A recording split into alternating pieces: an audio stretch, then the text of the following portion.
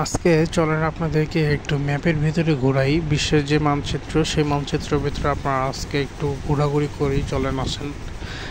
এটা হচ্ছে ঢাকা। সো আমি যদি এইখান থেকে একটু জুম আউট করে একটু বাইরে যাই, বাংলাদেশের পাশে কি কি দেশ আছে? প্রথমে আছে হচ্ছে বাংলাদেশের পাশে ইন্ডিয়া, বিশাল বড় ইন্ডিয়া চতুর্পাশ দিয়ে ঘেরা। এবং ঠিক এই বাংলাদেশের যে আপনার যে উত্তর সাইডটি আছে, উত্তর সাইডে ছোট্ট করে আছে হচ্ছে ভুটান দেশ।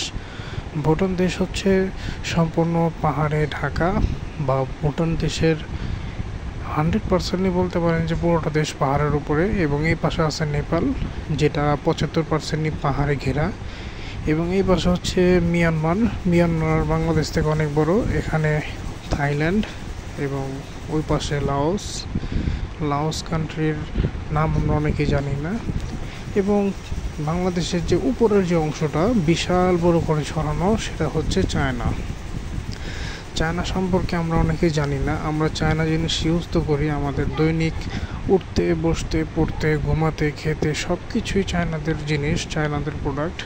বাট চায়নাদের দেশ যে আসলে কত বড় সেটা কিন্তু আমরা অনেকেই জানি না। চায়না হচ্ছে পৃথিবীর ভিতরে 2 নম্বর সবচাইতে বড় দেশ।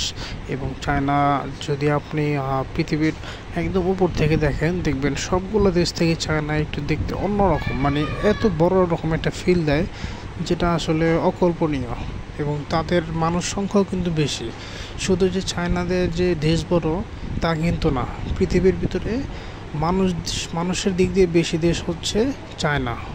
2 নম্বরে আছে চায়না, 1 নম্বরে তো অবশ্যই ভারত, 2 নম্বরে চায়না। কিন্তু এখানে যদি একটু পার্থক্য কিন্তু বেশি নেই। অর্থাৎ ভারতে আছে হচ্ছে 150 কোটি মানুষ, এবং চায়নাতে আছে হচ্ছে 146 কোটি মানুষ। সো বুঝতেই পারছেন। আর এটা হচ্ছে আমাদের ছোটোখাটো একটি ঢাকা।